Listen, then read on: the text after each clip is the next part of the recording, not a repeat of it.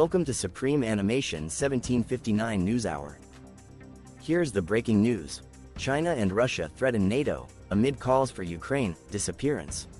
Relax and enjoy the news in details. China and Russia have both threatened NATO against provoking confrontation over the bloc's claims that Xi Jinping's nation holds a key role in Moscow's invasion of Ukraine.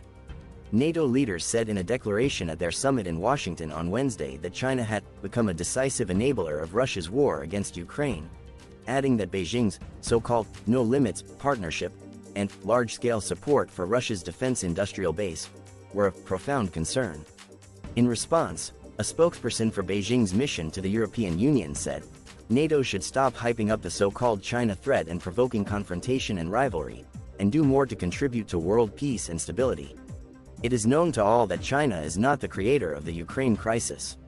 China's position on Ukraine is open and above board, they added. Former Russian President Dmitry Medvedev chimed in, denouncing NATO's summit promise to grant eventual membership to Ukraine and said Russia should work towards the disappearance of both Ukraine and the military alliance. In a social media post, Medvedev quoted in English from NATO's declaration at its Washington summit this week. We will continue to support Ukraine on its irreversible path to full Euro-Atlantic integration, including NATO membership. He went on, in Russian, the conclusion is obvious.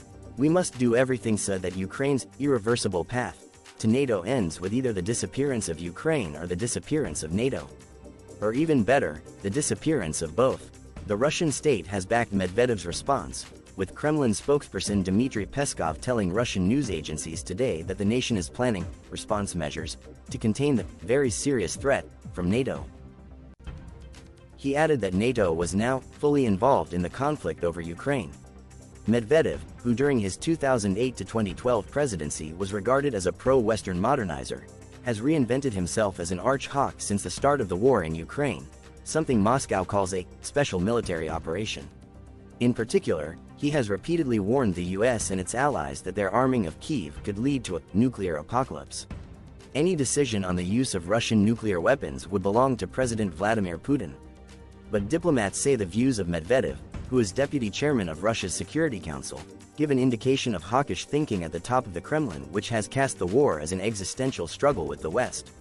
China has refused to condemn Russia's invasion and last year released a paper calling for a political settlement to the conflict, which Western countries said could enable Russia to retain much of the territory it has seized in Ukraine. China and Russia's strategic partnership has grown closer since the invasion. Beijing presents itself as a neutral party in the war and says it is not sending lethal assistance to either side, unlike the United States and other Western nations.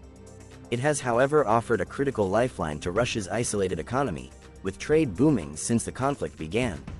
But that economic partnership has come under close scrutiny from the West in recent months, with Washington vowing to go after financial institutions that facilitate Moscow's war effort.